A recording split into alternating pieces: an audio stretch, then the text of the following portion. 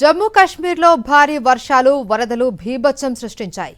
రాజౌరి జిల్లాలోని ధన్నామండి నదికి వచ్చిన ఆకస్మిక వరదలతో భారీగా పంట భూములు దెబ్బతిన్నాయి.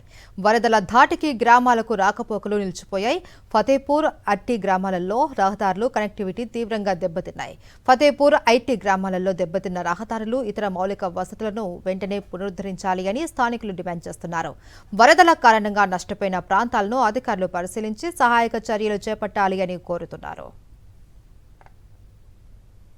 చైనా తూర్పు తీరంలోని బెంజియాంగ్ ప్రావిన్స్ ను డాల్ఫిన్ తుఫాను వణికించింది. సెకనుకు 42 మీటర్ల వేగంతో వీచిన ఈదురు గాలులతో కూడిన వర్షం బెంజియాంగ్ ప్రావిన్స్ ను అతలాకుతలం చేసింది. గాలివాన భీభత్సానికి బయటకు రావాలంటేనే జనాలు జంకవలసిన పరిస్థితి ఏర్పడింది.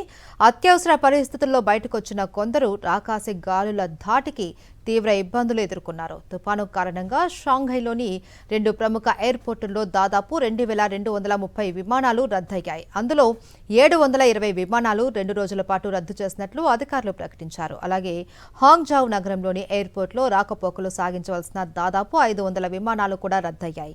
ఈ ఏడాది చైనాలో వచ్చిన తుపానుల్లో 13వది డాల్ఫిన్ సైక్లోన్. చైనా జాతీయ వాతావరణ సంస్థ అత్యున్నత స్థాయి రెడ్ అలర్ట్ జారీ చేసింది. మరిన్ని అప్డేట్స్ కోసం ఛానల్ ను సబ్స్క్రైబ్ చేయండి. నోటిఫికేషన్స్ కోసం బెల్ ఐకాన్ పై క్లిక్ చేయండి.